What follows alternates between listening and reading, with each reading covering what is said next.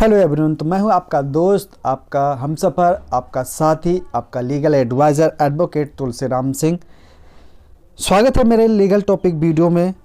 और आज सबसे पहले आप लोगों को ये इन्फॉर्म करते हुए अच्छा लग रहा है, खुशी हो रही है कि आज 26 जनवरी है। तो 26 जनवरी आप लोग अपने घर पे एंजॉय करें, स्कूल कॉलेज ऑफिसों में एंजॉय करें और शांतिपूर्वक यह त्यौहार मनाएं, राष्ट्रीय पर्व को मनाएं और आनंदित होकर मनाएं। साथ में मैं ये कहना चाहूँगा, अपने देश, अपने तिरंगा का सम्मान करें और अपने बड़े बुजुर्ग जो है उनका भी सम्मान करें।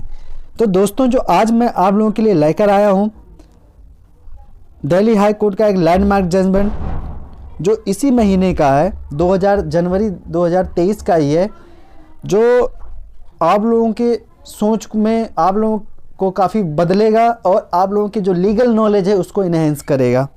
तो शुरू करते हैं। देखिए, दिल्ली हाई कोर्ट ने कहा कि बलात्कार के उन मामलों के संबंध में जांच अधिकारियों के लिए दिशा निर्देश जारी किए हैं जहां पीड़ित महिला या पीड़िता मेडिकल जांच के बाद गर्भवती पाई जाती है, अगर तो क्या होगा। तो जस्टिस स्वर्णकांत शर्मा ने निर्देश दिया कि यौन उत्पीड़ित की जो उत्पीड़न की जो भी महिला है, ठीक है, मेडिकल जांच के समय यूरिन प्रेगनेंसी टेस्ट कराना अनिवार्य होगा।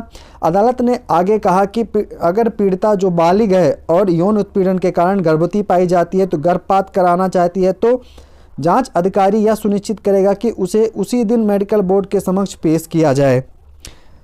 जहां एक नाबालिग पीड़िता यौन हमले के कारण गर्भवती हो रही है, अदालत ने निर्देश दिया कि उसे उसके कानूनी अभिभावक की सहमति पर और गर्भपात को समाप्त करने के लिए ऐसे कानूनी अभिभावक की इच्छा पर मेडिकल बोर्ड के समक्ष पेश किया जाएगा।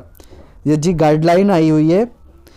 अदालत को बताया गया कि दिल्ली के 4 अस्पतालों, अखिल भारतीय आयुर्विज्ञान संस्थान एम्स, डॉक्टर राम मनोहर लोहिया अस्पताल, सफदरजंग अस्पताल और लोकनायक जयप्रकाश नारायण अस्पताल में मेडिकल बोर्ड का गठन किया था। इन सभी तीनों हॉस्पिटल से लिए गए थे। एक बोर्ड जो बनाया गया था, कमेटी बनाई गई थी, इन तीनों हॉस्पिटल के सदस्य थे उसमें।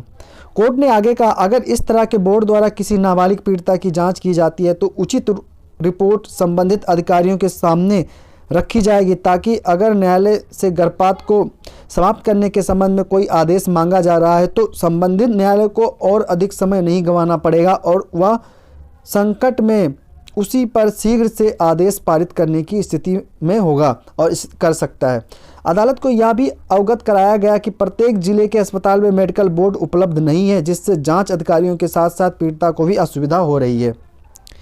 जस्टिस शर्मा ने कहा कि राज्य सरकार या केंद्र सरकार केंद्र शासित प्रदेश को यह सुनिश्चित करना चाहिए कि MTP अधिनियम के तहत शासनादेश का अनुपालन किया जाए और ऐसे बोर्डों का गठन उचित MTP के केंद्रों पर वाले सभी सरकारी अस्पतालों में किया जाए। पीठ ने यह भी कहा कि ऐसे बोर्डों का गठन पहले से होना अनिवार्य होना चाहिए।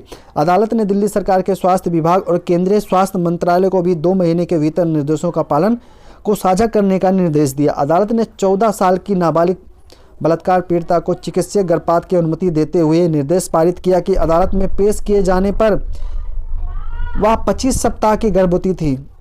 उसके परिवार के सदस्य निर्माण श्रमिकों के रूप में काम कर रहे हैं, कंस्ट्रक्शन साइट पर काम करना, यानी कि जब मां ने खुद में शारीरिक परिवर्तन देखा तो नाबालिग पीड़िता ने यौन उत्पीड़न के बारे में उसे बताया। बाद में भारतीय दंड संहिता 1860 की धारा 76 और 328 यौन अपराधों से बच्चों के संरक्षण अधिनियम 2012 की धारा 4 के तहत एक प्राथमिकी दर्ज की गई। 19 जनवरी को हुई पीड़िता के मेडिकल टेस्ट से पता चला कि वह 24 सप्ताह और 5 दिन की गर्भवती थी। नाबालिग द्वारा गर्भपात कराने की मांग करने के बाद अदालत में जाने के बाद एक 6 सदस्यीय मेडिकल बोर्ड का गठन किया गया, जिसने कहा कि पीड़िता MTP से गुजरने के लिए शारीरिक और मानसिक रूप से फिट है।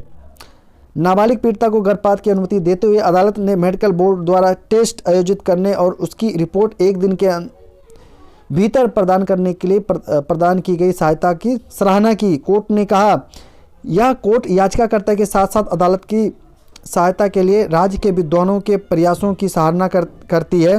जांच अधिकारी के प्रयास और जिस मुस्तैदी से उन्होंने प्राथमिकी दर्ज होने के बाद शिकायतकर्ता की चिकित्सीय जांच कराई है वह बहुत प्रशंसनीय है, मतलब प्रशंसा योग्य है, बहुत अच्छा काम किया गया है। तो और ये जो केस का नाम है वो है माइनर R3 मदर्स H बनाम स्टेट NCT ऑफ दिल्ली।